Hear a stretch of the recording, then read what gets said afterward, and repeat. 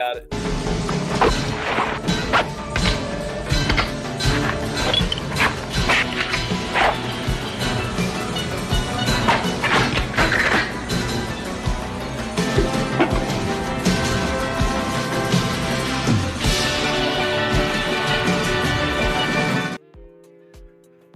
What's up, everybody? How's it going? How's your day? How's everything going? Today we're going to be kind of short on some people.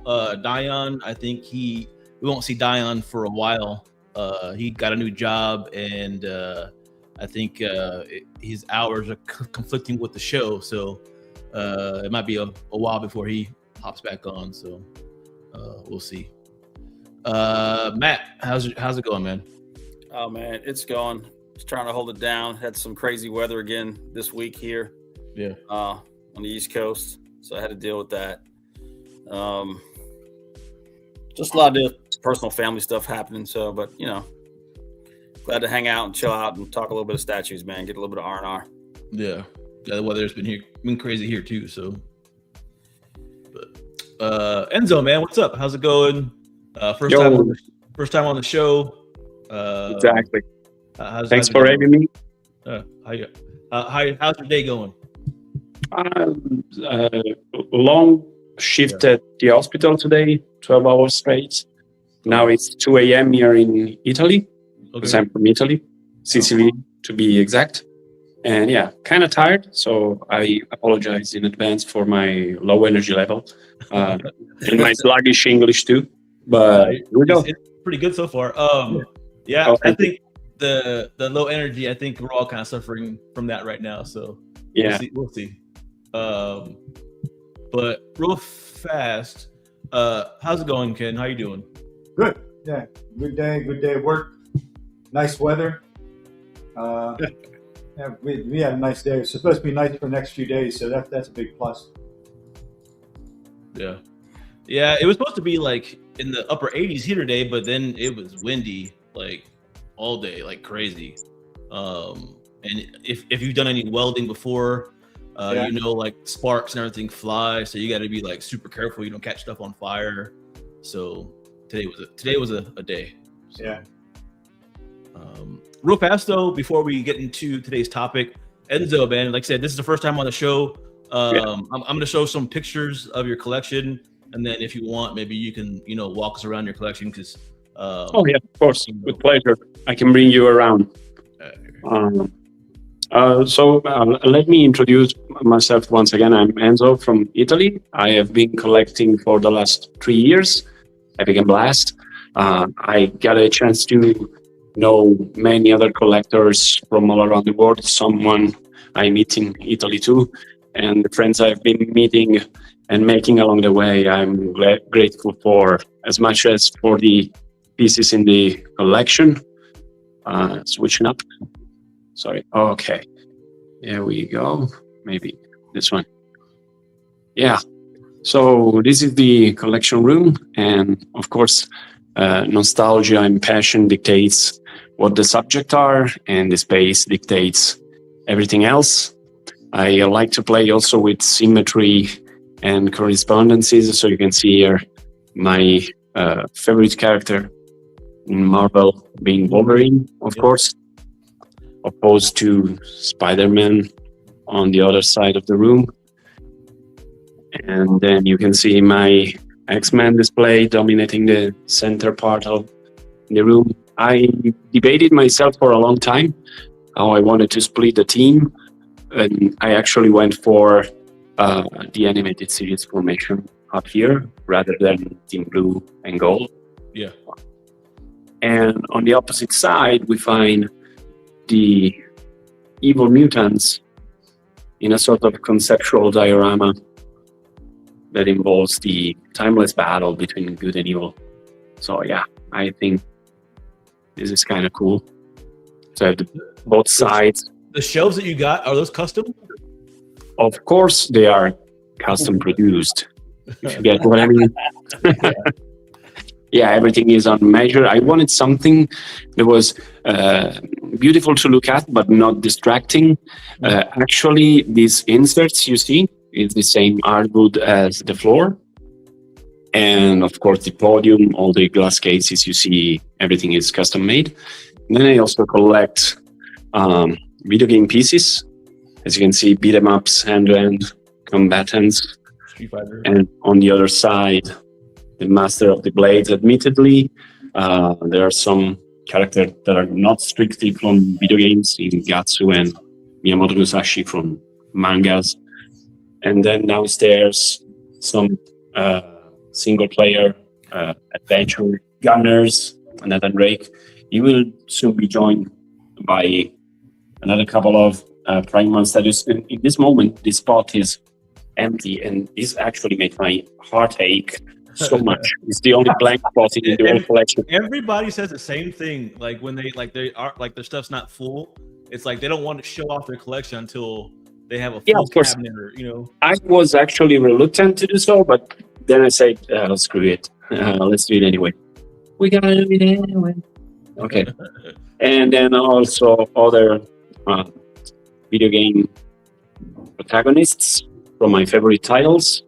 And as a unique exception, Batman is only the only DC collection character I collect.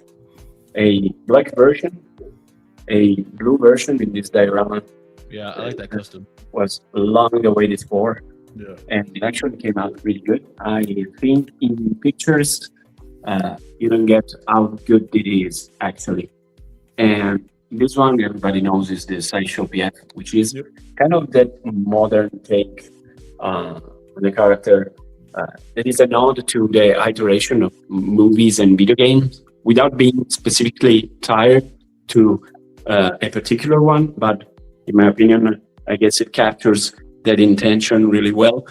Let me switch out because the glare picks up like crazy on camera. In person, it's not that prominent, and of course you get Batman right here, and on the other side the real world counterpart, which is Michael Jordan, as close as a human being ever got to a superhero, you know. And this is my basketball display with the Slam Dunk diorama and the custom gods from the 2000s, my favorite players of all time in Kobe Bryant, Vince Carter, Tracy McGrady. The camera is mirroring because everything is flipped left and right, so it's kind of messy to record this way, but it is what it is. I actually love the detail they put on each player's shoes, and being a sneakerhead myself, I love this kind of attention for this kind of stuff. And I will go very quickly on licensed Bs. These are all PCS Street Fighter statues. My first four figures, Jin Kazama from Tekken 3. Lesser scale, Mortal Kombat, Scorpion and Sub-Zero. And this guy I recently got is custom produced, of course, from Wolfpack Studio, Marvel vs. Capcom Wolverine, sculpted by Eric Sosa and produced by Onich. And if you know something about this factory, you know for sure. This factory is the best in the business. The quality is second to none. It's really amazing.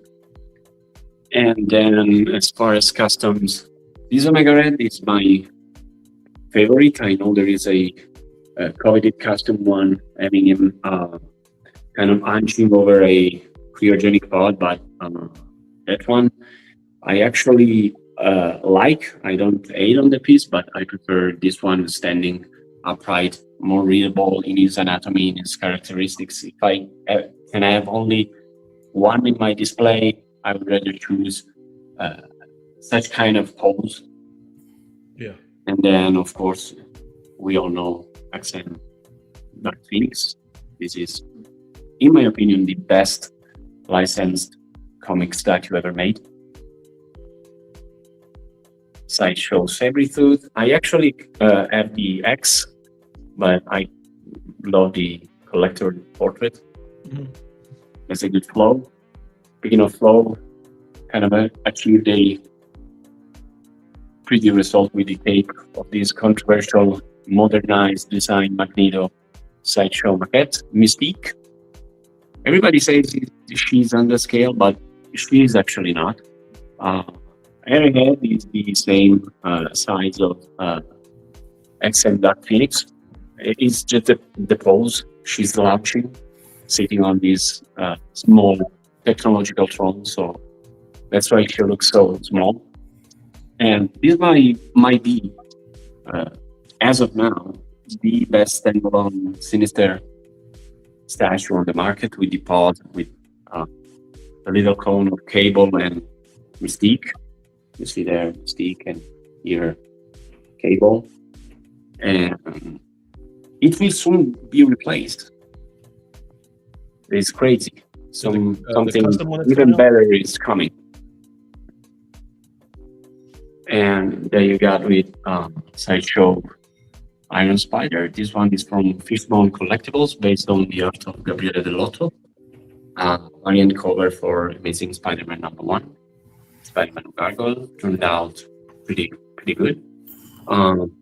I love this section because of the symmetry I was able to achieve. Every spider is touching the ground is standing on. And of course, we got here the classic Wolfpack Spider-Man. This is from Razor Studio, and it kind of looks like a movie version, with the suit kind of resembling Tobey Maguire, at least in my opinion. And these you have mirroring the Sensational Spider-Man Ben Reilly and 2099. In its simplicity, it is my favorite 2099 statue around. And of course, the most recent PF, but given the space that I can deal with, it is as close as I can get to display the Sinister 6 in my collection. So yeah. And on the bottom floor, as far as custom goes, we find the Scarlet Spider by Wolfpacks once again. The mass portrait with its mini bust, and the rest is sideshow that you should be all familiar with. And let's switch up again. Sorry. Okay. Here we go. As we said, that one up there. This one is actually pretty damn rare. Edition size is only 10, and it's professionally painted by Gabriele Pasqualone, who also gave me this one as a present. Very kind from him. And this cloud, let me open up so you can get close. This cloud stripes from Pink Studio. Yes, it turned out pretty amazing.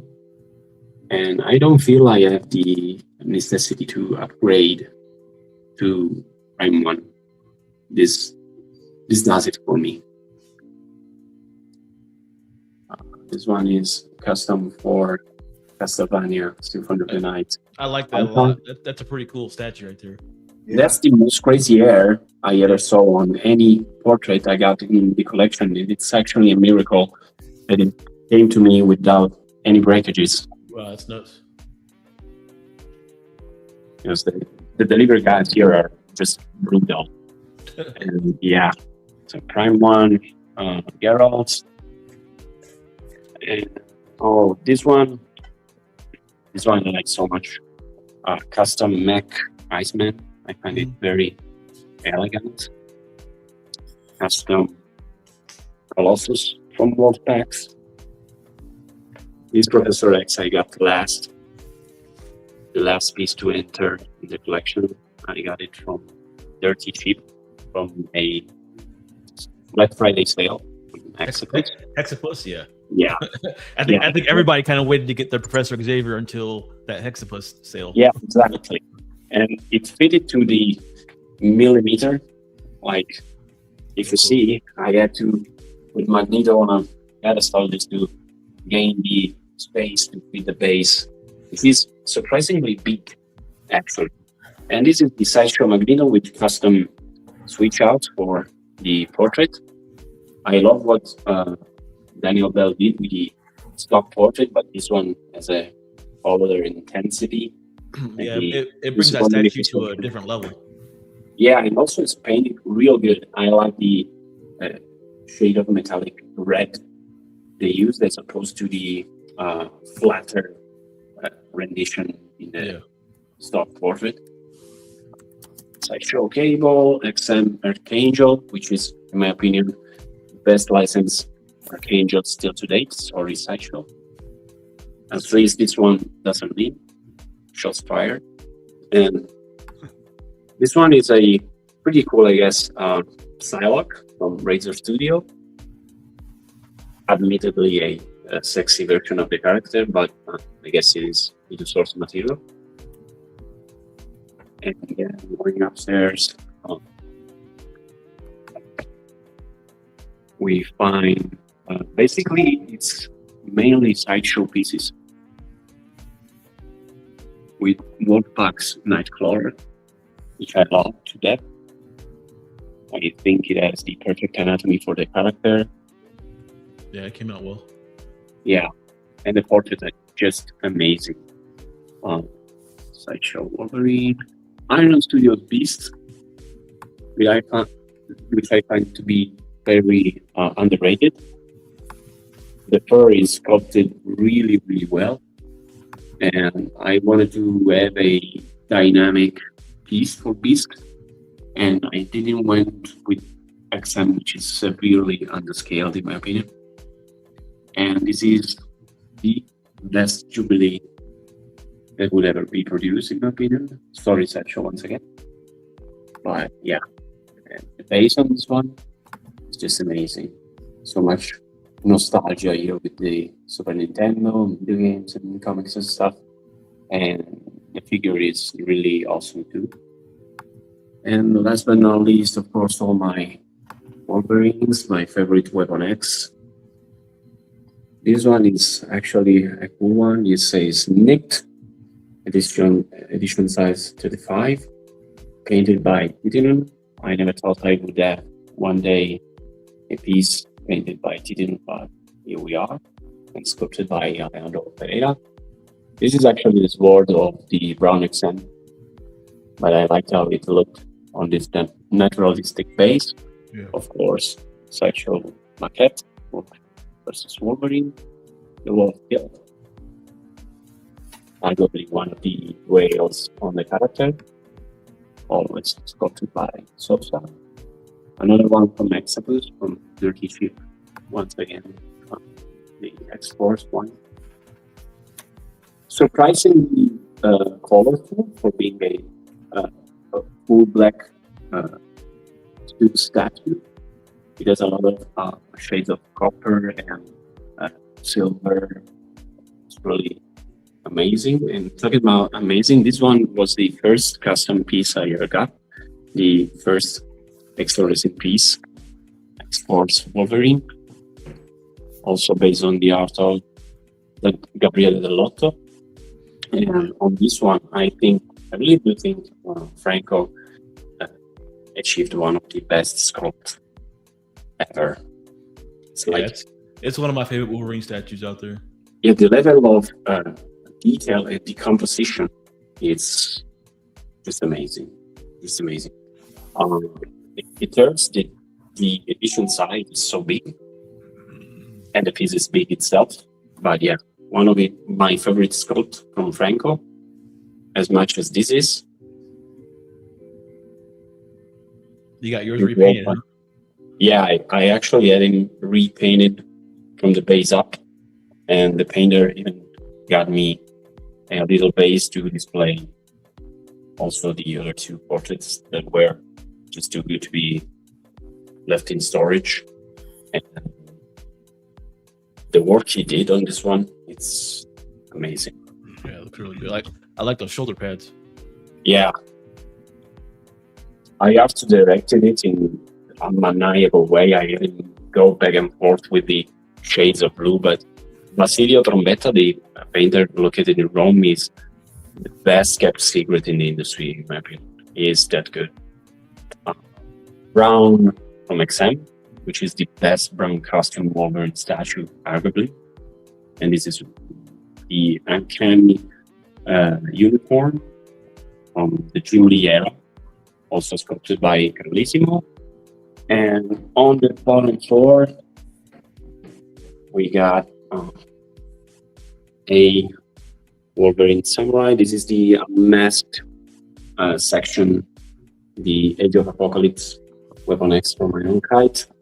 This is SDZ of the Logan with a little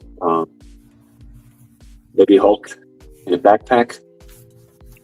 Danny Ocean commissioned wolf statue by Eric Sosa as an HLPF. And this is the guy we already saw in the beat-em up display. It's heavily based on the Marvel vs. Capcom style, and his pose actually is the same pose as the victory round pose on the video game, with him holding his cowl on the back. And the level of precision and craftsmanship in this piece is amazing. All the painting is really clean, the shades of blue and yellow they used. I'm sorry if I'm not precise with the camera, but it's all flipped. So No, you're doing when good. I want to turn right, I actually have to turn left. It's kind of riding a jet or something. And this is my podium with both the main Wolverine suit sculpted by Alejandro Pereira, both from last level. Brown one is actually stock paint, Yeah, that's and good. this one, phase 3, is custom painted. I actually hunted down a kit and I had it painted. We took 10 months to refine this paint job. Let me free my hand. Sorry, I will be back in a minute. Sorry.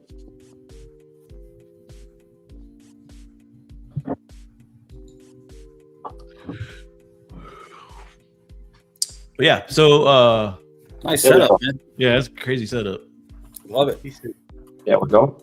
I wanted to show you this one, which is a unique feature we have here. Hopefully I don't break anything. This actually has a light up feature that we implemented in the eye that lies in the socket. And it also has a pretty cool flickering mode. Kind of the sentinel dying from Wolverine hits. And you can see the amazing work he did on the suits, on the skin tones, and all the circuitry that nobody will get ever to see. The back. But the back is there, it's fully painted. And bonus for you, of course, I had to have a secret compartment for all the suits I have down there. That's cool. So yeah, everything was really thought about and really thought out. And yeah, this is basically my setup. I also have a hot take as far as Wolverine statues are concerned. I think that this phase 3 is actually the best Wolverine statue ever made, even more than phase 2. But I guess this is really an outtake, because in my opinion, the phase 2, which is of course amazing, is kind of a really contextualized version of the character. He only donned that specific suit for one issue, and then as a grail for the character, I envision a statue that is really the image of the character that we all have burned into our collective memory, so to speak. So gotta be Tiger Stripe, and this phase 3 is actually my most favorite of them all. I had a chance to talk with Alejandro Pereira, which of course invested everything he had in this piece. He put anything, all of his craftsmanship into it. And I guess the final result was only hampered by the mass-produced or at least the run-produced factory painting, which kind of gave the piece a bad name between collectors. But if you see the custom paint job that bring out the potential of the piece is up there with phase 1 and phase 2 as far as quality of the sculpt, in my opinion. It's just the stock painting that was atrocious and brought down the perception of the piece. But yeah, that's my take on that, and I stand by it. And yeah, I'll agree to disagree. Oh, okay. Phase 2 is always my favorite, so I love. Yes, that's a good one though too. The phase 3, I love it too. I know, that's why I'm not hating on the piece. I guess its value on the market is, of course, kind of exaggerated, but I'm not mad. And it is sought after for a reason. But yeah, if I have to choose one, I would choose this one. And I gotta say, also the last one I got, the Marvel vs. Capcom last World Packs. I will guess, no matter the state of the market right now, it will appreciate because it's that good. I think it's one of the best Wolverine Museum statues ever made. And yeah, this one will be more valuable than retail for sure in a couple of years. Well, we appreciate you showing your collection off, man. It was a pleasure. It's very, very clean. Like that's what I take away from your collection. It's all the symmetry that you have with all the statues. It's very, symmetrical and clean. Yeah, that was the intention, to have a clean display, full but not overly crowded, and everything was meant to be readable and easy to be appreciated. I guess I made a good job. Oh, you did. Thank you. Appreciate you showing your collection, man. But yeah, welcome to the show. Real fast, I'm going to say hi to everybody that's in the chats. Cylon, what's up, man? Welcome to the show. Gabriel Gutierrez, what's up? Ark, what's up? Casual, he's on the way, so he should be on the show in a little bit. Piggy, what's going on? Luke, how's it going? And Jojo, how you doing? And that's it for right now. Oh, Mr. Popo, how's it going? But yeah, so again, thank you for showing off your collection tonight, man. You're a collector after my own heart. I collect X-Men and Wolverine too, so the superior collectors over here. But yeah, so we're gonna be talking about tonight movie pieces, like customs, and why we don't see too many of them out there. There are here and there, but I think as far as customs go, I think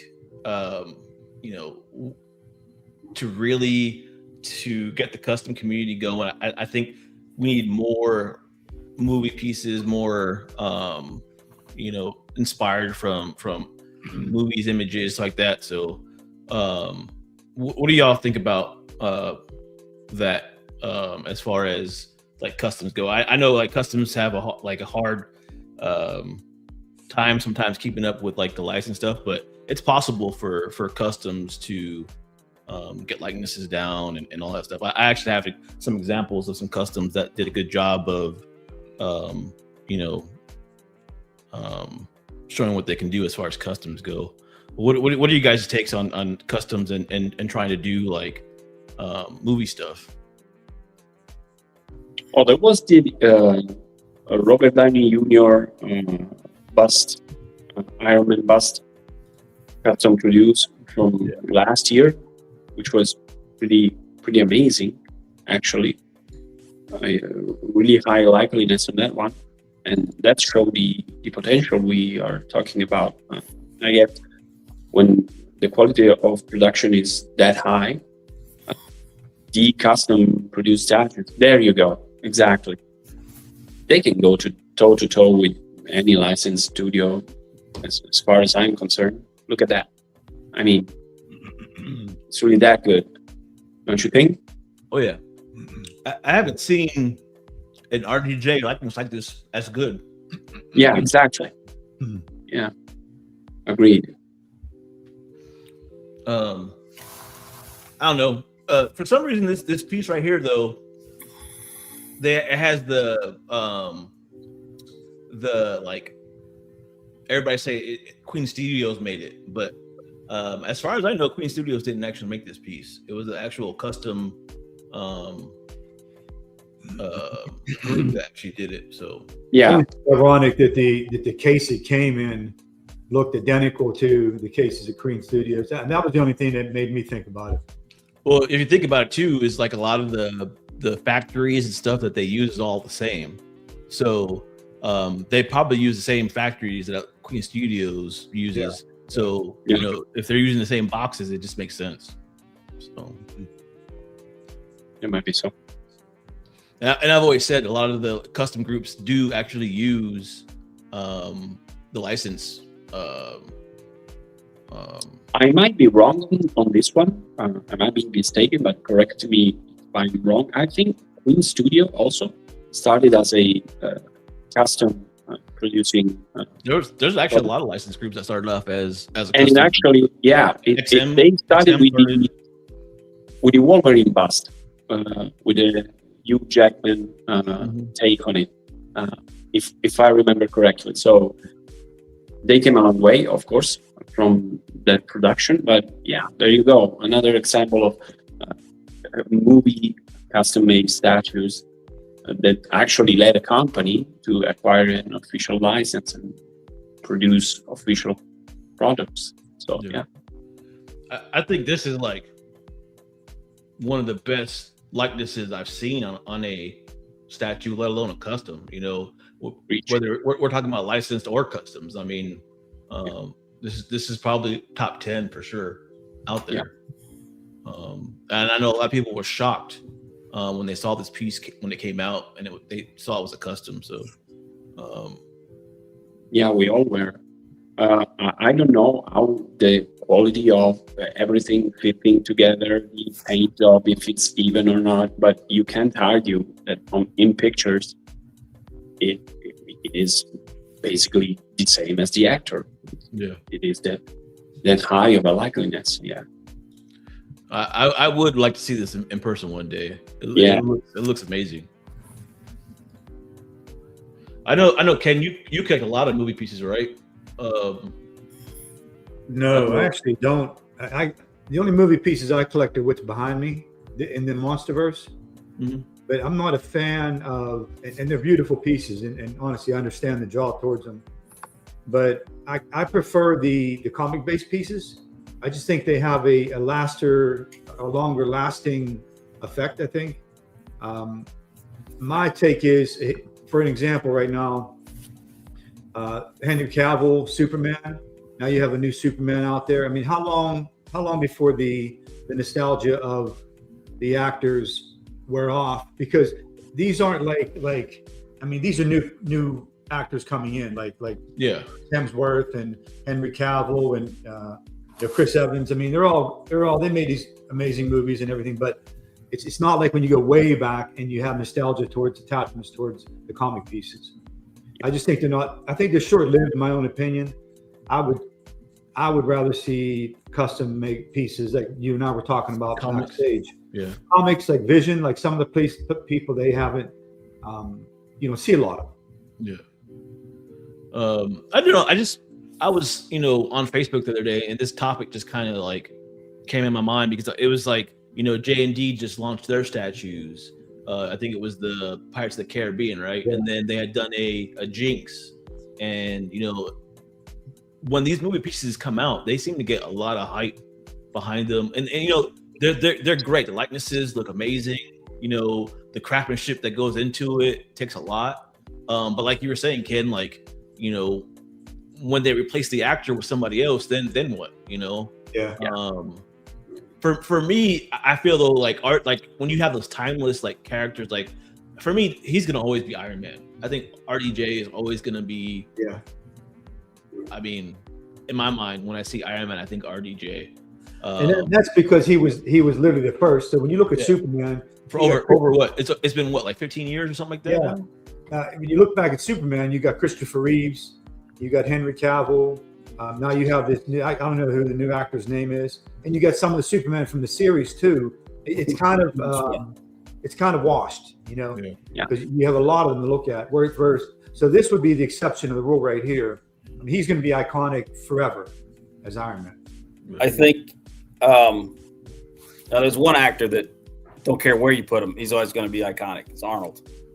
Yeah, he's another one. Yeah. So Arnold, you know, doesn't matter what it is. It could be Dutch, it could be Terminator, it could be Conan.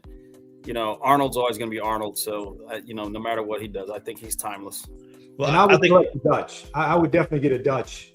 I think that has to do with our feelings towards that particular movie, because we grew up watching those movies in the 80s and the 90s, so we have a love for those. So when these new stuff comes out, who's to say in 10 years, 15 years, the kids that were watching these newer stuff, they're gonna go, oh, remember that Superman movie, man, I loved it. They're gonna feel the stuff about that. They remake a Predator, or an original Predator, and it's got a new actor in it, right? Yeah. I mean, but of course, it's easier if the character in the movie is not tied to a comic book. So you have timeless character, as you were talking about previously, which we tie to a not timeless person. Yeah. So either the role is iconic as the first one to ever reproduce on a big screen that comic character like Robert Downey Jr., who actually sparked a whole cinematic universe, and that's a given. He will always be Iron Man in the mind of most as far as cinematic representation. But it's better if we talk about a native movie franchise. I guess, for example, John Wick statue. It will retain some values because John Wick is Keanu Reeves. And so would be a Neo statue, so to speak. Those are characters native on the big screen, engraved in the collective pop culture memory, and they actually make sense as far as representation of those particular subjects with those peculiar likeliness go. But to represent a comic character with the face of an actual actor, I collect comic character statues. I avoid anything movie related. Even when we talk about Hugh Jackman, which has been Wolverine for the past 24 years. Because for me, the character of Wolverine, as much as I love what the big screen gave to us, it's always what's found in the comic books. And what's found in the comic books, it's subject to artistic interpretation. That was a topic of one of the previous chats you had. Yeah. So that's what I think. So when we talk about movie franchises, there are some iconic, more or less, and those are worth representing. When we are talking about transposition of other source material, I'm not that fond of likeliness of a peculiar actor as tied to the timeless character, so to speak. I mean, I don't really collect it. Like I don't have any statues of movie pieces either currently. I mean, there's some stuff that I saw that I would love to have one day. Maybe, I thought about having it, but I tend to gravitate towards more of the comic book stuff because that's what I grew up doing, was reading comic books as a kid, and that's where all this source material came from, was the comic books. But go ahead, man. So I've got I guess a question I put out there, right? Yeah. I think it's two things. As far as seeing actors in customs, I think getting a sculpt of the actor obviously is a lot more difficult than a generic Joe, right? Because it's got the likeness has to be perfect. So I think there's a challenge there. So, and I think sometimes with customs, you got to make sure you have the right sculptor or the right artist to make sure it comes out good and doesn't come out looking kind of cheesy, or like the likeness is okay. Like we've seen Blade, right? Blade's come out a couple of times, and a lot of it looks pretty good, but then some of them don't look that good. The second part was, do you think that licensed pieces do it also because so they can, I don't know, have bragging rights or make a mark or make a statement like we can do a likeness to an actor really good. You know what I mean? I don't think customs really care about that. I think sometimes licensed companies might want to do that for, I guess, I don't want to say bragging rights, but more of a, I don't know, what do you call it? A showcase of their skill. Yeah, exactly. A showcase of their skill or a stamp that, look what we can do.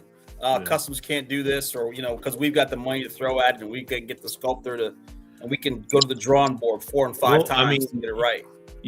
They say that, but then you see something like this.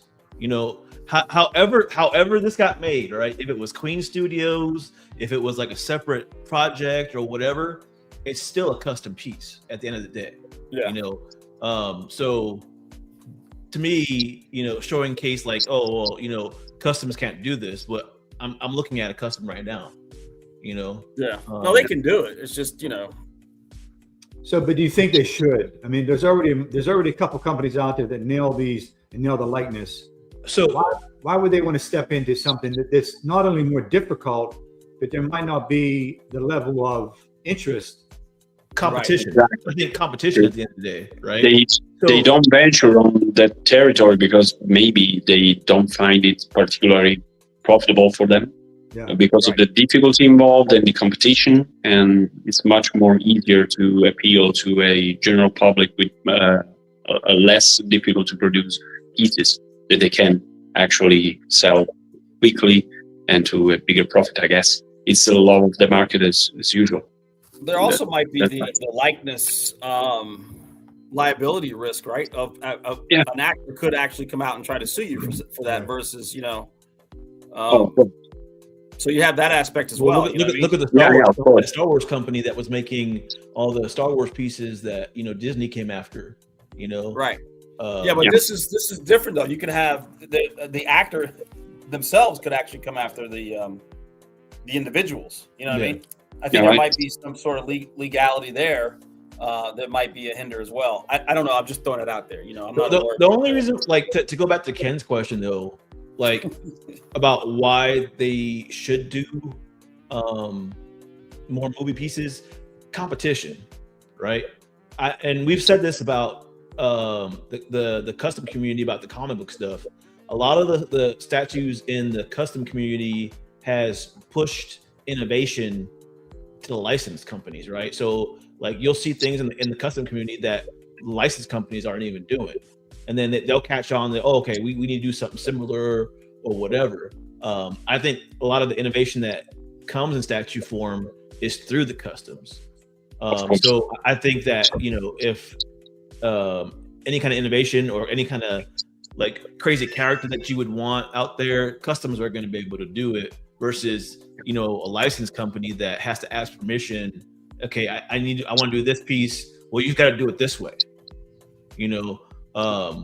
Also competition as far as pricing goes, right? Look at all these how expensive all these movie pieces are. The Pirates of the Caribbean, for instance, whether like $3,000 or something like that a piece, and it's gonna end up being like $6,000 to get him, together, and then another probably $1,000 to get him to your house. I mean, that's crazy. This bus I think was like $2,000. So not only do you see every bit of quality in these pieces, but they would end up being cheaper. So I don't know. That's my 2 cents. There's a lot of collectors right now that are collecting pieces. The demand got to be there. I think the demand would be there. Look at this piece. Oh. This piece sold out really fast. It sold out so fast that the commissioner allocated more pieces. Whether you agree with that or not or whatever, it had so much hype around this piece, and people were trying to get a hold of it that the commissioner added pieces to it. I think there is a untapped market for movie pieces out there. Just because we don't collect it doesn't mean it's not out there. Look at all the shows right now that they're centered around movie pieces. You know, Star Wars would be a big one. You know, Marvel pieces. I mean, I can go on and on. There's a lot of people that would buy movie pieces. I think they would spend the money on it. So, but like I said, it's a competition thing. The more competition you have out there, it lowers prices. You know, even if it's in the custom world. If I know I can get this for $2,000 versus, you know, a Queen Studios bust or a, you know, Prime One bust that's going to cost me like $5,000, which one am I going to buy? Yeah, for sure. You know, especially when you're looking at how good a quality this is.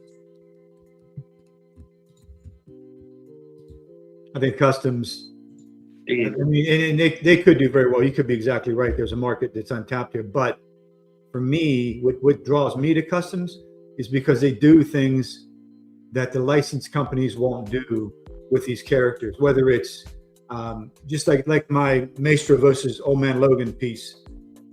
You know, I just don't see a custom company doing it like the way they did it here. You know, it's a little bit graphic. It's just a little bit bloody. Just the way it's done. I think licensed pieces take the safe road, and this might be a little bit risky for them. Or even some like I'm not into sexualized statues at all, but they can make some seriously sexualized statues that have a big fan base to them, where the licensed companies can't do them. I seen a custom Dutch piece today. There was a predator in a tree that was invisible. Yeah. I don't know if you saw that today, but I've never seen a licensed piece do something like that. And they won't. And so that to me is what I'm talking about. Like that piece I'd go for, and what you guys were talking about, the iconic people that represent that role, like Dutch for Predator, because he goes way back. There's not a whole bunch of Dutches that represent that role. So he would be an exception for me to the rule. But yeah, I mean, something like that. I've noticed the big issue with that, like as far as like the actors in and out of the roles, it's a lot of DC. Like, I don't know if you guys have noticed, it's a lot of DC movies that they change out the characters, the movie stars, like constantly. Yeah. You know, as far as Marvel goes, they've kind of kept them the same. Like classic movies, they're all the same. But when you come to DC, like they switch them out like constantly. So that's. But imagine getting a Chris Evans as Johnny Storm, and then Chris Evans as Captain America. If you collected those movie pieces like that, yeah, to me that would just be a miss. Well, you got Downey Jr.'s not playing Dr. Doom, so yeah, well, exactly. I mean, I'm not a fan of that. I mean, a lot of people aren't a fan of that. I mean, because he's so iconic at the Iron Man role. I mean, you just kind of it's wishy-washy. To me, I think it's lazy. Yeah, but you would put Ryan Reynolds' Deadpool in there and have meta jokes as it happened in the movies, and so you would be good, and it would justify the whole messed up thing that would be having two characters with the same face. Yeah. So yeah. Of course, I'm kidding. It's messed up, but it is what it is, and that's the risk connected with giving a real human face to a fictional character that it's born in the comic book pages. Now, unless they're somehow going to tie Dr. Doom to the Iron Man we know from the Marvel movies, and maybe there's something behind it we don't know yet. But you know, I would have rather seen someone else play Doom. Would you be more like inept at or try? Would you prefer? Because you got like a lot of the MonsterVerse stuff, right? So you've got Aliens, which there's a lot of in the movies and whatnot. Then you have all the Kong and all that stuff behind you. Would you prefer to see more customs go that way versus do a likeness? Absolutely. Yeah. So right now there's talk of a -1 being made, and I'm super pumped for that because I think they're going to go way. Prime One does an amazing job. I mean, I have no complaints about their statues, but I think customs would find a way to take it one step further. Like Prime One's a little bit lazy on their bases, even with the diorama, and even -1. I've seen an extensive video, and they tend to. I think they've always been, for the most part, a little bit lazy on their bases. I think customs would crush the base every bit as much as they would do the character itself. So I would love it. Whether it's a Kong, Godzilla, anything in the MonsterVerse would be a big plus for me. Yeah, I do know there is a custom group currently right now, doing the whole team from Predator. They're doing a Dutch. They're doing the whole team. What license company right now is doing that? But even my Predator pieces, like I have 7 Predator pieces, and 6 of them are all comic based, and the one that I have that's more movie based is the cover art, Jungle Hunter cover art. Yeah, which can still be considered a comic piece based off of a movie. But I'm just not a fan. And I think the Jungle Hunter and all of them are super impressive. But I like the dynamic poses of the quarter scale Predators, comic based. They just do more with them. They're more interesting to look at instead of the museum based 1/3 scale Predators, the bigger pieces. I do say like the museum, like there is a difference between like licensed stuff, like as far as the movie stuff. It's usually the movie stuff's more museum posed, right? They're just kind of like standing there in most mostly movie stuff out there. So like for me, I prefer a diorama or some kind of action, so that you don't really get that too much in the movie stuff. Yeah.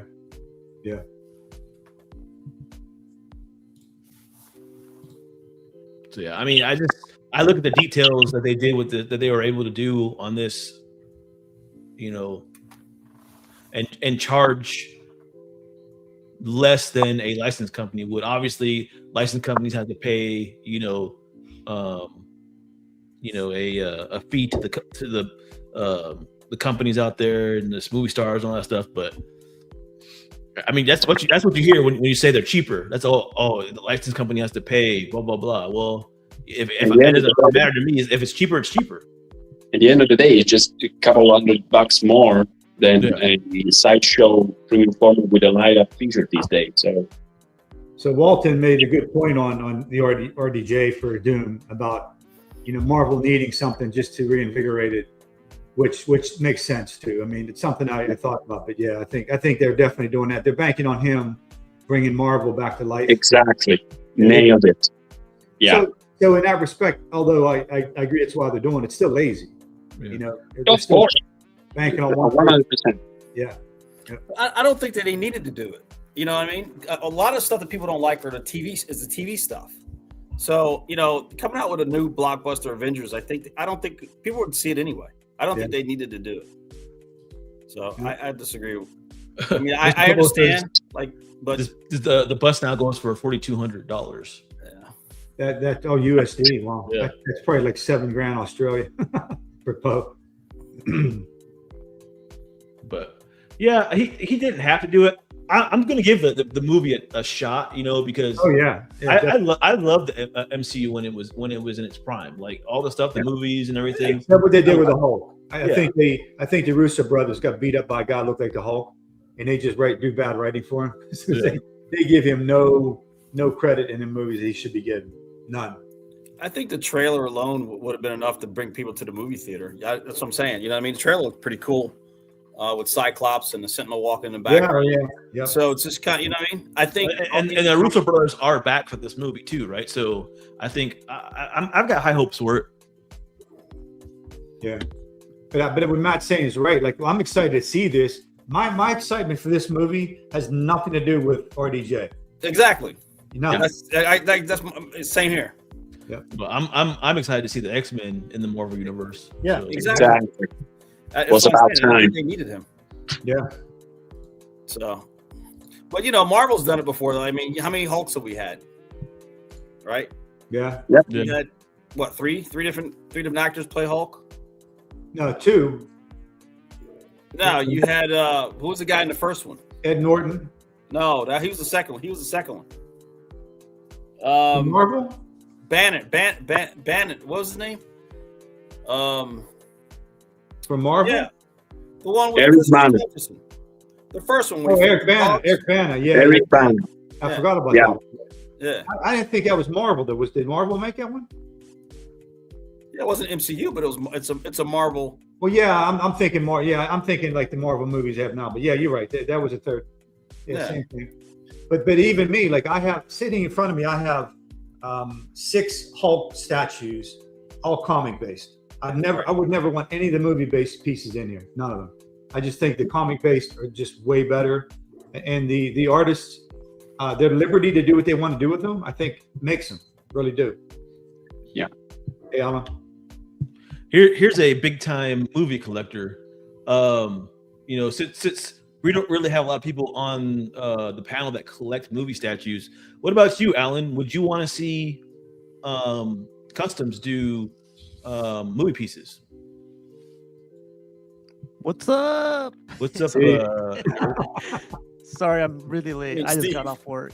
I put in my 16-hour day more than the new guy. He only put 12 hours. So I'm just kidding, man. What's up? Alan said yes. It's all capital letters too. So yeah. I do think there is a market for movie pieces out there. Even though, like I said, even if we don't collect this stuff, there is a market out there. Yeah, I'm sure there is. Definitely. So I've been chiming in here and there, through work and stuff, giving, I'm going to charge Jarhead later on. But I think you guys forgot to mention, like, there's a huge world out there. Like, Hot Toys is all about movie pieces. And their likeness on those pieces is, top tier. And I got a couple pieces. I got a Pedro Pascal one from Mandalorian, and it looks spot on. If it was quarter scale and if it was a statue, I'd definitely go for it. The Blitzway stuff to me still amazes the crap out of me. I would, for the price too, $500. I think we were talking about that yesterday, right? Like, we can all agree in general. Hot Toys nails likeliness more frequently than statue do. Yeah, that's true. We can all agree on that.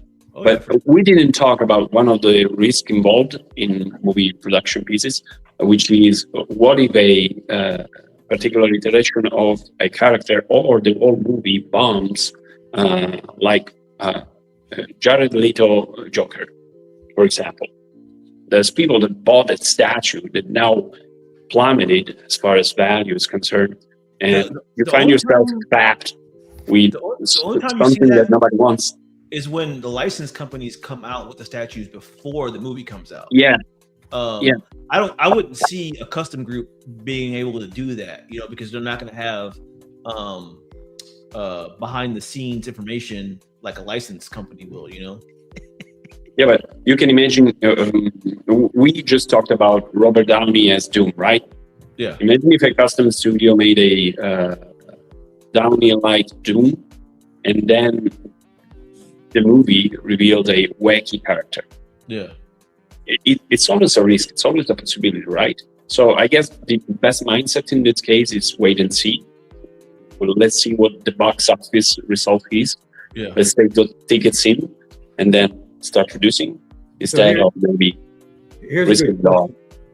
Here's a good question, because I think about this all the time. Some collectors allow the box office results or how well the movie does or doesn't do to affect whether they like a statue or not. Exactly. And for me, that would never be the case. I like it for the art, but I know people who literally will sell statues with the movie likeness pieces in them. And that's the point. Yeah. That kind of market is heavily influenced by those kind of variables, I think. Way more than comic statues will ever be. Yeah, so you're collecting based on how well the movie does, or on public perception. Yeah, or even the resale value of these pieces because the movie flopped. Exactly. It's crazy because it's still beautiful pieces, and the art. This is more about art than anything, but they let that influence their perception of the statue, which I think is nothing I would ever do. Hey, Jared, I think he's talking about me. Can you kick him out, please? I will say though that we all have our favorite movies, right? So just because I like, let's say, The Last Dragon, and you might not like that movie as much as I do, right? Doesn't mean there's not a group out there that like it and will buy 30 statues, let's say. You know, I can guarantee I know at least 15 people that will buy a statue from that IP. You know what I'm saying? So yeah, yes and no. Like if the movie does good, I understand that. But then there's movies that are like cult classics that never really did good, but people still would want that kind of character. But that would be the exception, I think. Like right now, they're putting out statues so fast, like we just said, before the movie comes out, and then that statue's value sometimes is all based on how well that movie does to people. And so to me, that's a risk of collecting statues made of actors in their roles in the movies, big time. Look, they made a CMP. Mini Steve. It's a mini Steve. I was here for the rest of the night. Overbuff, I think 88. Said about a banner. Bill Bixby and Lou Ferrigno. They did one already, didn't they? Right. I think they did. Right. Yeah, they did. I think there was one made. That's what I was saying. I think I answered you. I think there was one. They were standing back to back. I think in the yeah, exactly. Yep. Mo Buff, I see you're our age, huh? Yeah.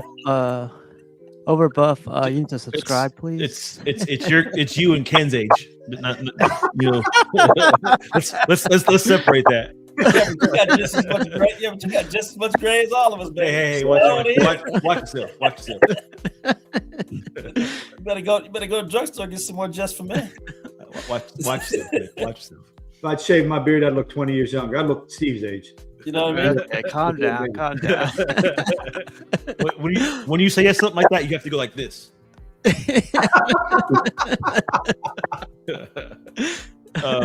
But yeah, so this is another custom piece that I saw not too long ago. Predator life-size bust, right? Yeah. I mean, this thing's amazing. Yes, it is. I know a lot of people that are interested in picking this up, and the pricing on it is not. You would think something like in a licensed company would be like this would be like $10,000 or some shit, you know. But in the custom world, it's nowhere near that. So does it bother you that it only has one arm? Yeah. Yes, and no. I'm kind of getting accustomed to it now that I see in the licensed community. You know, they do that like Prime One. I think it's the Prime One that does it. They do a lot of their busts with one arm, which is it drives me nuts. It bothers me too, but Infinity does that. Yeah, but the thing is, I've seen the way that they did this. They gave him a little bit. They gave him like a half a bicep. Yeah. So it's kind of like, wasn't there a couple of Predator movies where he does get his arm lopped off? Not this one, but yeah, I know you're. There was one. Yeah, but there was one, right? I think maybe the recent one or something. I don't know what it was. But this one's not depicting it like it was lopped off, though. But I just think for me, this would be a big draw if. Well, I'm looking for like a bloody cut or something like that. But if it had another arm on it, I think it would be perfect. To be honest, for me, it would be. Yeah, I mean, I get what you're saying, Ken. It bothers me too. But I've come kind of accustomed to it now. All the big name groups, they do it. So yeah. But I wouldn't mind if it just showed like the shoulder was like a bust shoulder, you know, like they do sometimes with Thanos. Yeah. When he doesn't have it. But just having half the arm just kind of throws me off. That's all. I mean, a few years ago, you would never see something like this in the custom community. I think a lot of this stuff is starting to pop off. This whole group, all they do is Predator and Alien stuff. So that's what their forte is. And it's all custom. So and their stuff is selling out. So there's definitely a market for this stuff. Yeah. Steve, that Prime One you just pulled up, was that a Prime One piece? That bust? I showed this to what's his name, to Matt and the guys, and yeah, they thought it was bigger in person. So I was like, thank you. It's huge, man. What's that from? This is from Prime One. The what's it called? Jungle Hut Predator. Look at that detail, baby. You just have the head, huh? Yes, that's the only thing you need. I got the whole torso thing too. That's too heavy. I figured. It's too heavy. But like if you can get something like there was that collector that you had showed on your show a while back. Remember the guy with all the aliens and Predator statues in his and he had a lot of custom stuff. Yeah, yeah. Stuff like, and I always appreciate that kind of stuff where you look at a collection and you're like, man, where did that come from? Or it's like you don't see those particular pieces in another person's collection. I always appreciate that more than anything else, because you see this like X-Men, right? You see the same pieces all the time in people's collection. I like the seeing different X-Men, different interpretations of the characters and Character's not done. Yeah, character's not done. Yeah. That you're never gonna get in licensed. So this came out really good. But then you can get this option too, where you don't have the arms, you just have basically the shoulders. That's probably a little better, and it's cheaper. Oh, Kenzilla, doesn't your best friend Ledge have this? I think he does. Well, he's got it coming, I think. Yeah, I think so. He's a sideshow hater. Yeah, that's what I wanted to say, but I left that to you. Then you got the prop gun that comes with it. Pretty cool. I've always wanted that gun. That gun's cool. I mean, they were reviewing this on Hexapus, weren't they? One time. I think so. Yeah. Yeah, it was really good. It's just, I mean, you can't deny the how well this is done. Oh, it was freaky, man. Like you're looking at a real character. It was freaky. So, yeah, they did a nice job. Again, when people say customs can't do the license do, I point at stuff like this. It's like look. Oh, Infinity Studios made this, by the way. Yeah, okay. Don't start that rumor. And then you got this blade. This blade is dope, man. I like this a lot. This group, I just found this group not too long ago. And they've got some crazy figures. They got statues. I've got quite a few of their pictures in here. So this blade is like spot on. This is a figure that they've got. They did. They also doing a quarter scale of the character too.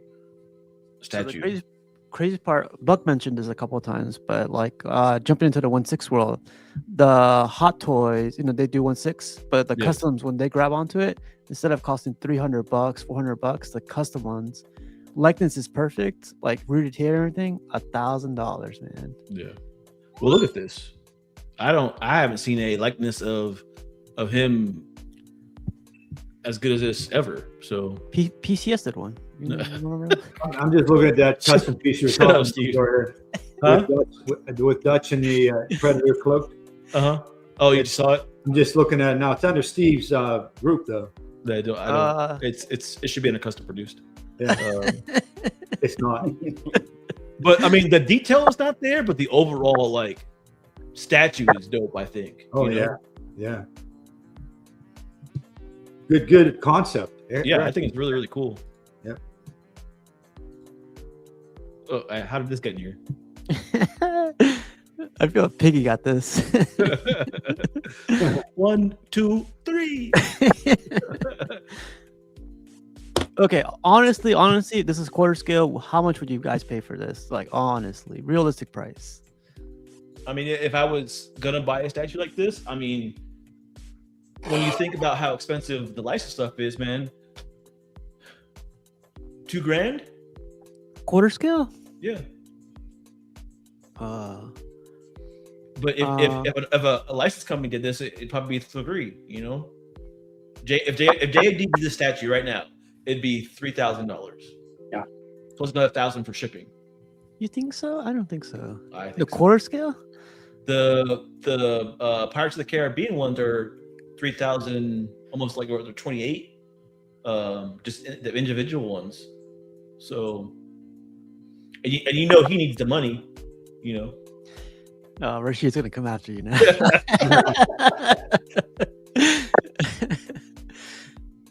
I'm sorry. So, the new guy, the guest. I'm sorry. How do you pronounce your name? Isav? Yeah, it's at 15, which is my AKA from back when I was a basketball freestyler. But you can call me Enzo. I'm Enzo for any friends. So Enzo shall do. Enzo, in Italy, how much would you pay for this? I guess 2K is Wow. kind of reasonably priced. I would agree with that. I feel Blitzway is doing quarter scale, and they charge like $500-$600. Am I? Yeah. And that's Am I- crazy. That's what I'm saying. Like, am I oblivious to something for you guys paying $2,000 for? Because we're so used to the movie pieces costing so much money. Yeah. When you see a movie piece, you're like, man, it's not going to cost less than $2,000 every time. But that's Yes, what Blitzway is like an outlier. They hardly, are producing a lot of stuff. They do have their own stuff they produce, but it's far in between. They got their new Star Wars stuff that you can either choose like rooted hair, which brings up pricing on it, or you can choose $1,000. Yeah, or you can choose the fully sculpted, which is like $500 or $600. I know which way I would go, but there's people that would spend the extra money for the better likeness, right? Mhm. So people like this guy. Yeah. What's up, Alan?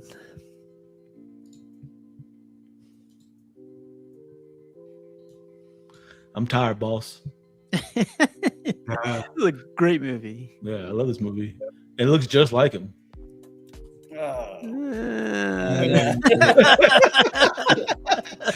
Close enough. Close enough. I like Michael Clark. Close He's enough. one of my favorite actors. Who's doing this character though? You know what I'm Yeah. saying? Who's buying that? Yeah, Somebody- exactly. It's sold out. It's sold out already. Like How many pieces they make? I don't know. I couldn't tell you that. But It could be sold out because there's 5 pieces made. Though. it was more than 5, Ken. It was more than 5. Look at the sweat and everything. That's pretty cool. Yeah, I mean it's impressive, to say the least. But that looks good there. Yeah, that's cool. I can see Piggy with that haircut. Yeah, this one looks good.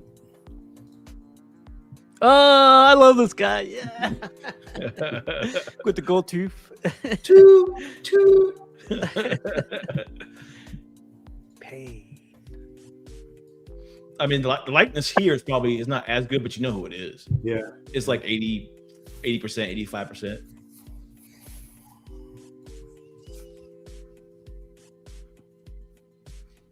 You should watch this movie, Enzo. That's a great movie. I will. It's hilarious. It's a classic. Oh, wow. Rufio. Oh, Rufio. Yeah. I think this came out really good. So I will say I don't normally show, figures on my show, but Here we it's are. kinda, I think you're so always nail it. yeah. As far as likeliness is concerned, yeah. Bottom of the bucket here. Piggy says 2K, sheesh. All the ballers. 670. 678, 95 maximum for him. Look, Alan's saying those movie pieces from J&D are putting me in the poorhouse. See, like you would appreciate a custom company coming out and doing it for half the price. Just saying. But at the end of the show, I'm like, hey, I'm announcing that I'm starting a custom company that's Exactly. You guys would never get into figures? I know we all collect statues, but like 1 or 2 figures here and there. I mean, I'm an adult man.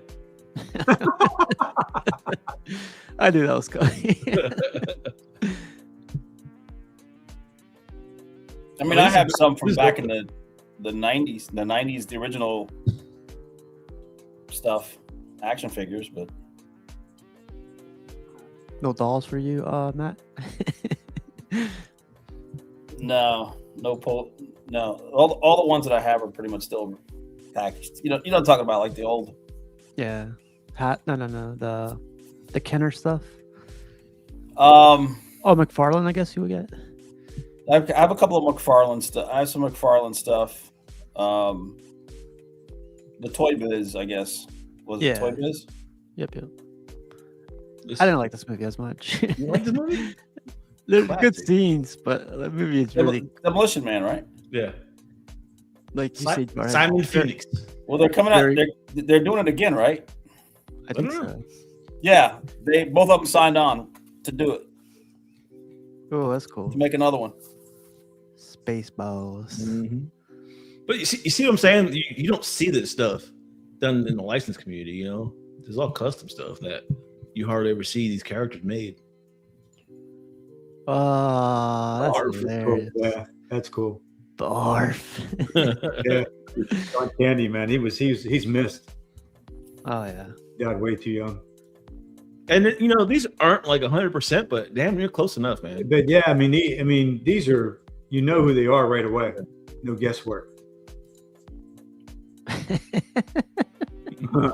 May the Schwartz be with you. Look, he has the ring too. Yeah. Oh yeah. What's his name? This one I don't know. This is Sean Connery Highlander. as Highlander. Is it? Yeah, Highlander. Oh, Oh, it okay. is Highlander. I forgot his name though. Yeah. The Scotsman. Forget his name. But yeah, it's from Highlander.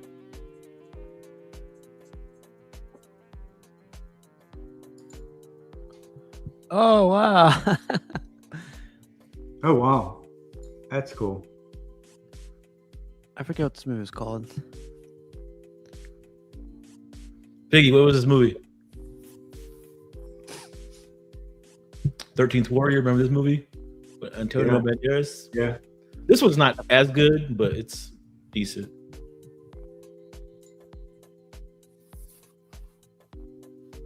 That's Enzo Banderas right there.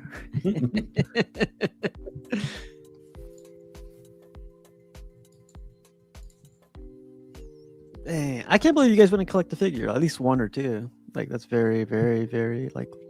Queen. Is it like a man thing? Like Yes, it's a grown man thing. Just put it behind the camera and you're good. Yeah. Robin Hood. Awesome.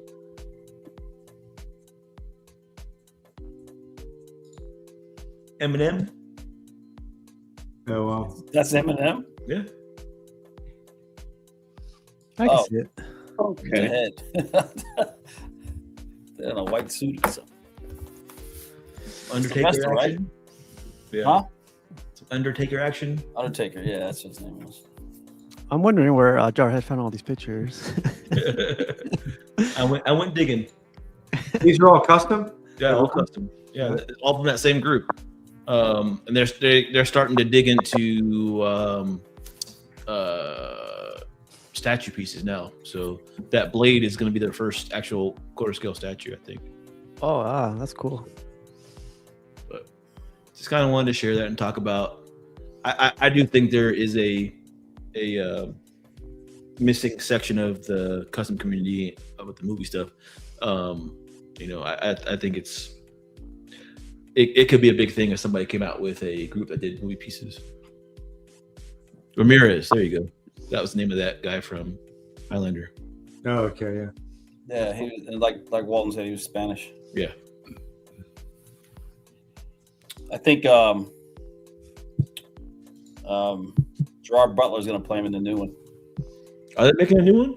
Yeah, they're making a new one with Henry Cavill and Dave Bautista. Oh, Man, yeah. They cannot come up with any original ideas, can they? Well, yeah, No, but that's good. I think it's going to be good. I think it's going to be good. So this is a custom show. However, I wanted to show this, gives this piece some more love. It's the LBS.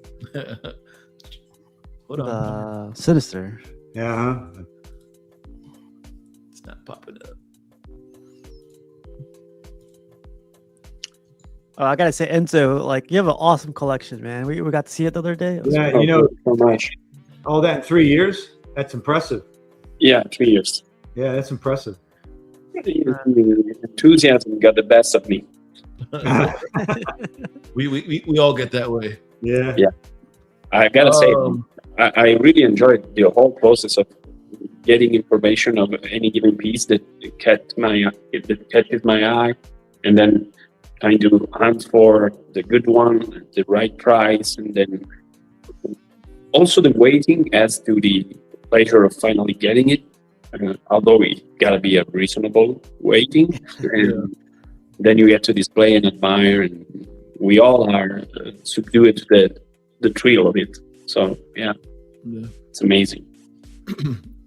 Like I said, I will say I kind of wanted to go back over this piece again. I know we talked about it on CMP show yesterday, but I want to highlight LBS and the things that they're doing for the collecting community, man, because there's not a lot of companies that that treat their fan base like this. Yeah. So anytime that I can represent Legendary Beast, I will. I love what Jay does. He listens to the community. He's not big-headed when he talks to the community, and he's willing to listen and make changes and all that stuff. So and this piece, man, I've wanted a Sinister for a long time, and I had a custom that I was gonna pick up, but then I saw this and I was like, I had to have this one, and it kind of made me change my direction of my collecting. Obviously I hadn't collected 1/3 pieces until I saw this, and it kind of maybe I need to go back and collect that Magneto now. I absolutely love this piece. There's a 1/4 scale Mr. Sinister that's about to drop. Yeah. That has a kind of screenshot really resemble this one, but I had it. I was gonna pick it up, but then I saw this and you're gonna peel. Okay. I prefer this. That's cool. So I would think, as so been graded, that it would actually pair pretty well with the Cyclops. They did too. So yeah. I made a note to myself not to exceed a 1 in 3.5 scale. So I would never switch to 1 in 3rd scale, but there's not a 9 LBS. It's really some quality product there. Like I was saying earlier, I've always been one of those people that kind of wanted to stand out with my collection.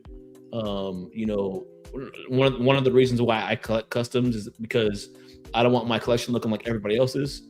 Another thing too is, when I was thinking about it too, is you hardly ever see X-Men collectors that collect 1/4 scale and 1/3 statues.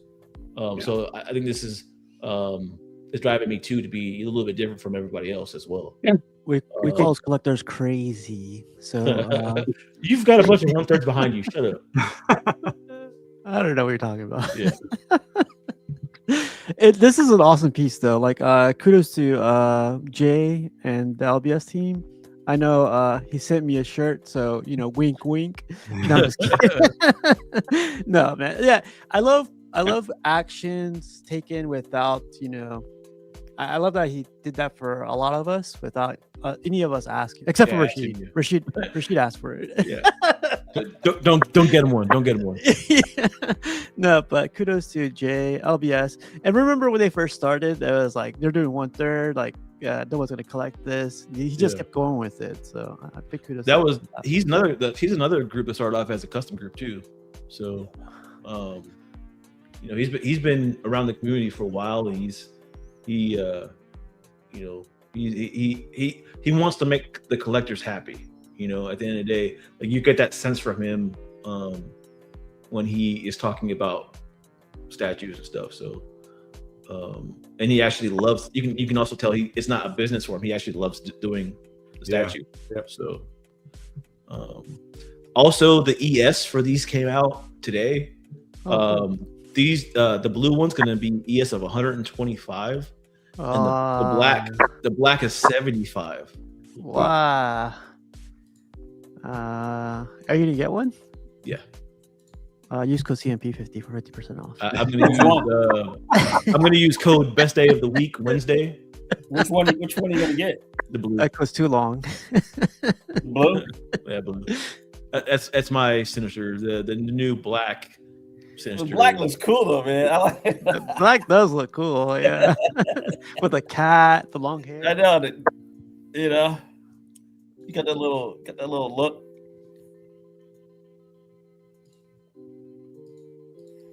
I don't know about those boots, Jarhead. What are you talking about? Those are cool. I guess it wasn't that difficult after all to produce a Mr. Sinister license that actually looked like the Mr. Sinister we all care about. Isn't it, Sam? Yeah, when they released I their don't know version, what they were doing. man, what an upgrade that was. I mean, even this version is what XM was trying to do. So 100% better. Yeah. I wonder if I could get the cat, separately. Oh, the cat? I thought it was a dog. No, it's definitely a cat, Matt. Yeah, so 75 for these of this ES. So that's pretty. Is there a version without the cat? No, it's either the blue. No. Hold on, look at the bottom. Does he have switch outs? Yeah. Yeah, you can close it without the cat. Yeah. I mean, but why would you not have the cat? What's the price on it? By chance? Cat's ugly. I think I saw like a pre-order price. I think it was like 18 or 17. I think something like that. Does the visor on the cat add a light up feature? I don't Do think we know that? I don't think it does. Doesn't look like it That's a miss. does.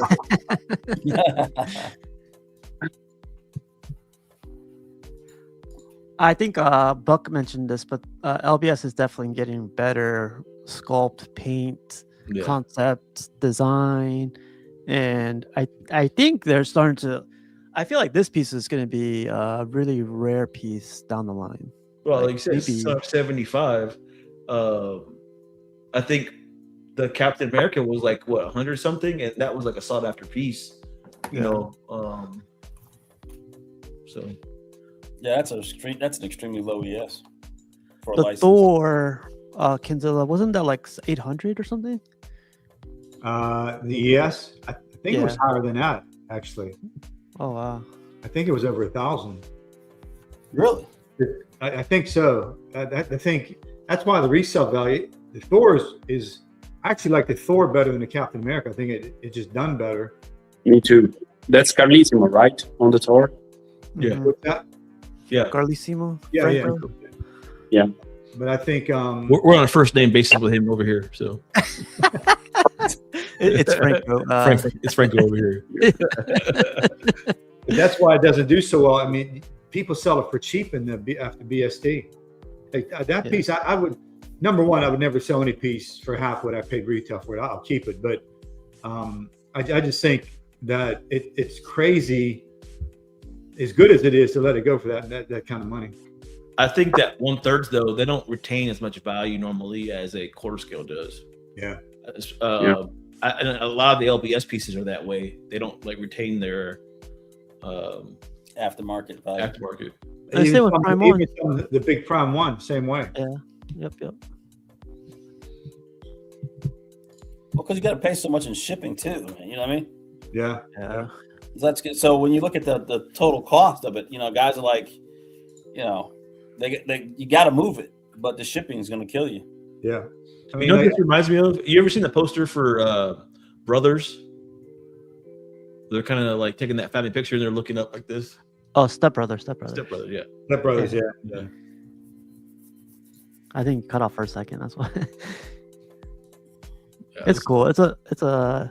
What could they have done better though? That's like something I like to ask.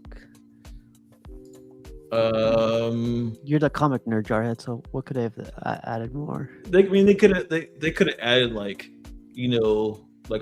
pods in the background to so that he's working on like a mutant or something like in the background. Like they could put a pod with another character inside of it. Yeah. Like the Mad X custom I got. Yeah, that custom. Yeah. Yeah. And I guess there's some folks that asked the underwear aspect to be retooled as to make it look closer to the Jim Lee rendition, where he got With pants but no underwear Yeah, actually showing. on the outside. But it's actually flawless as far as the classic suit is concerned to me. It's really not an issue, not a big deal for me. Yeah, the piece is there. I mean, what's not to love?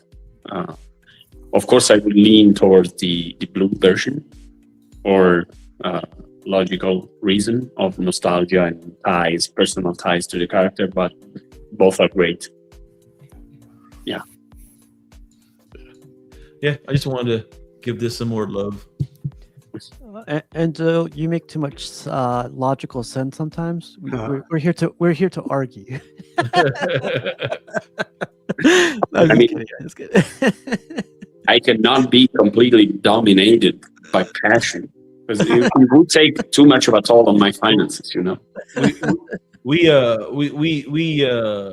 dominated by passion every day on this channel. So. All right, let's get into the pictures.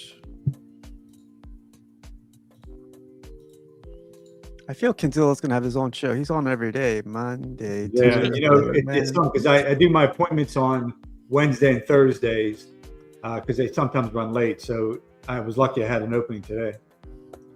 This one is finally coming around to have you on. So you're gracing our presence. We were lucky.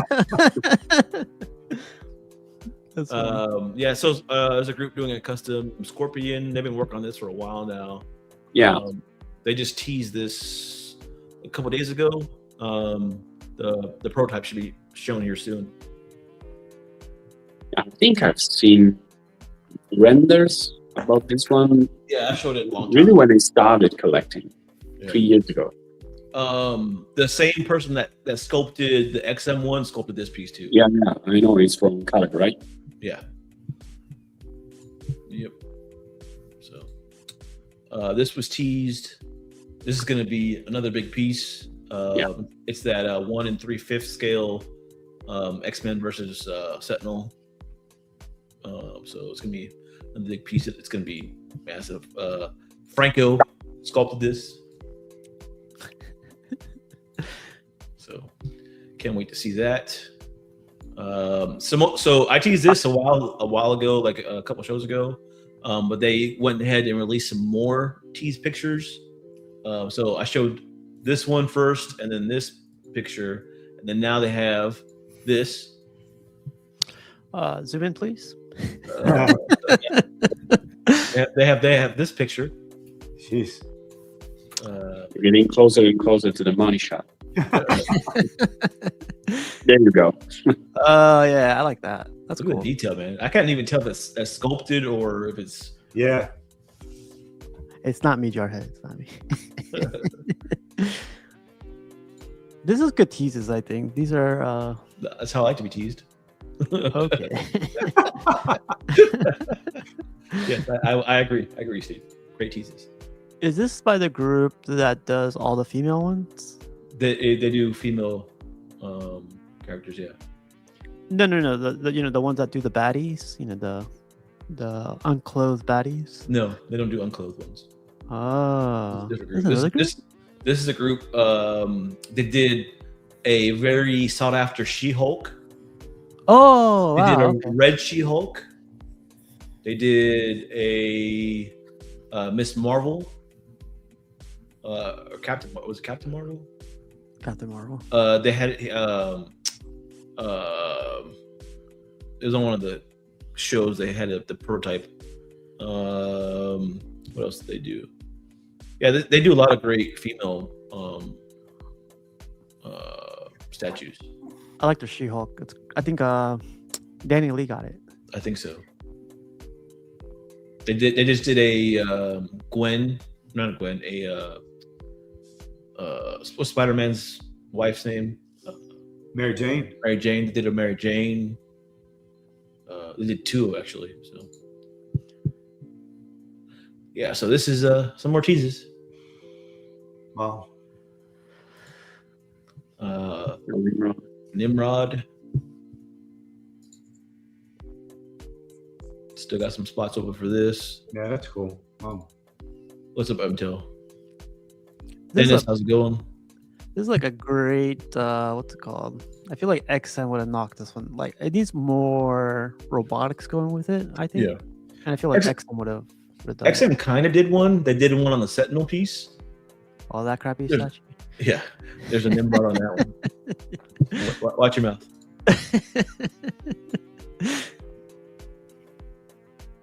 Little Bastion head sculpt.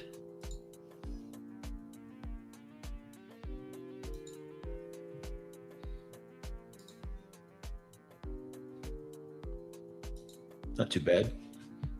No.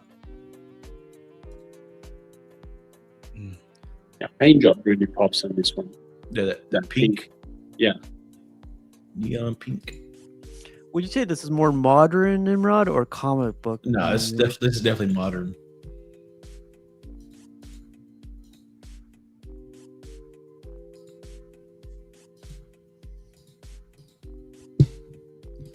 Definitely modern.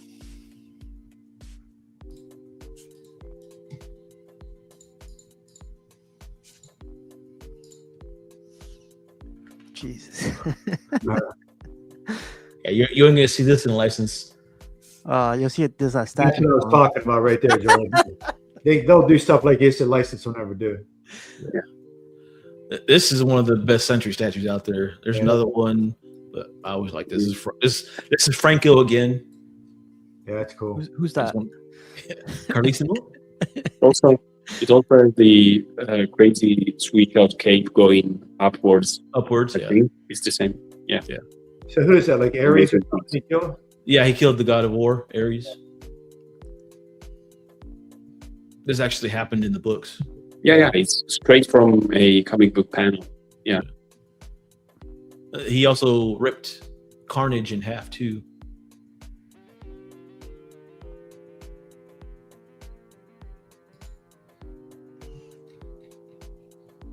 That green's crazy. I like how this guy painted it. It's good. Wow. Yeah. Great paint job. Oh, has he fought the Hulk in the comics? Yes. In World War Hulk, when Hulk was at like his most powerful, he's like world breaker Hulk. They fought. Yeah, that's right. I do remember because I read that. And I thought that's where I read that. Okay. Yeah, they ended up fighting and yeah.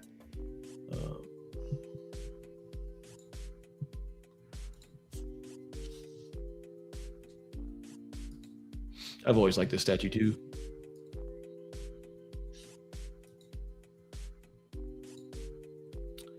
This was teased today. There's a lot of people coming out of the woodworks trying to message me to figure out who's making this statue. So, Piggy.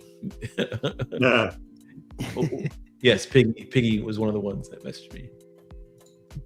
So yeah, this is dope. Falcon. Oh yeah, that's good. This is Raphael. Yep. Leave the language to Enzo, please.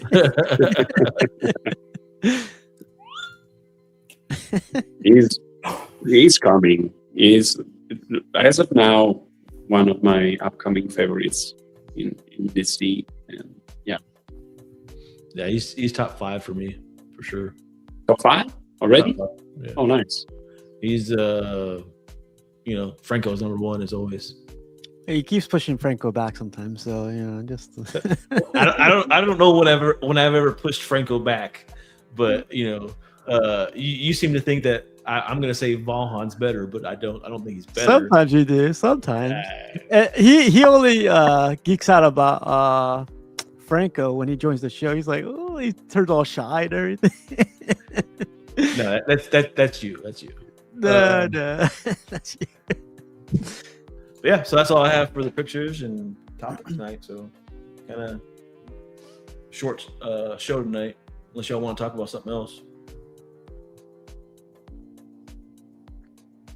I guess we'll get out of here.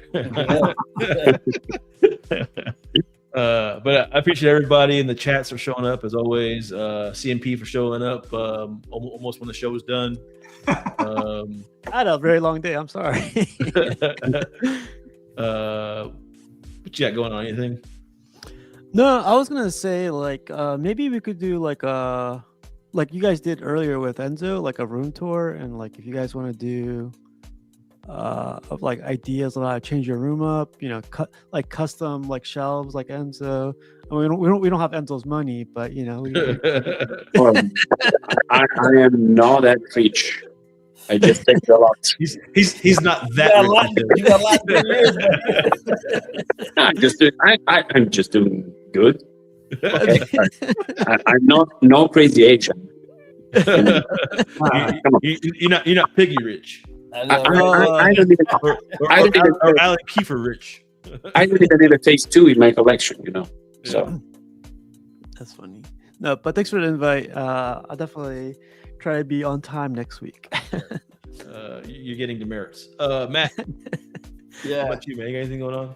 Nah, man, not much. I appreciate Enzo being here at 2 o'clock in the morning, 3 o'clock in the morning. Yeah. That's Thank awesome. you so much. It's a pleasure to be here. Thanks for having me. Yeah, thanks you for showing your collection and hopping on and talking statues with us, man. Appreciate it. You're more than welcome to keep coming back if you want or whatever. 2 in the morning. 2 o'clock in the morning, whenever you want. So wherever I work at night, the day after. Okay. Yeah. I appreciate it. What about you, Cam? What you got going on? Anything coming in or? Well, yeah, I'm hoping in March, maybe the custom dark side will be in sometime in March, maybe. And LBS Spider-Man, I'm working with Dilbert on LBS Spider-Man and my Godzilla -1. So I know the shipping, Prom 1 shipping was people said they were shipping at the end of January, the -1. So yeah, we'll see. Well, hopefully that's kind of that's my newest, most recent pieces that be coming in. Yeah, there's a lot of people waiting on that dark side. Yeah. Yeah. Is the one on phone? Yeah, on Throne. I thought originally that they said it would be in like in January last year sometime, like towards like October-ish. They were predicting maybe January, February latest, but it seems like March, maybe April now. Well, I think part of it, they updated some of the paint on it. I think they did something. Yeah. And then around this time, just like I said on the show, you got the Chinese New Year. So if you don't get it out before then, you're not going to get it within like a month or two. So I'm guessing they're going to be able to ship it after Chinese New Year is what's going on. Yeah. So plus we don't even know what shipping's going to cost yet or how many boxes. I don't think you even finalized how many boxes yet. I will say this: it's probably not going to be as crazy as Prime 1. Let's put it that way. Yeah, I hope not. Big, so Prime 1's insane. Yeah. But let's get out of here. Again, appreciate everybody in the chat and all y'all guys. Thanks again. Bye. Conan, what is best in life? To crush your enemies, see them driven before you, and to hear the lamentation of their women. That is good.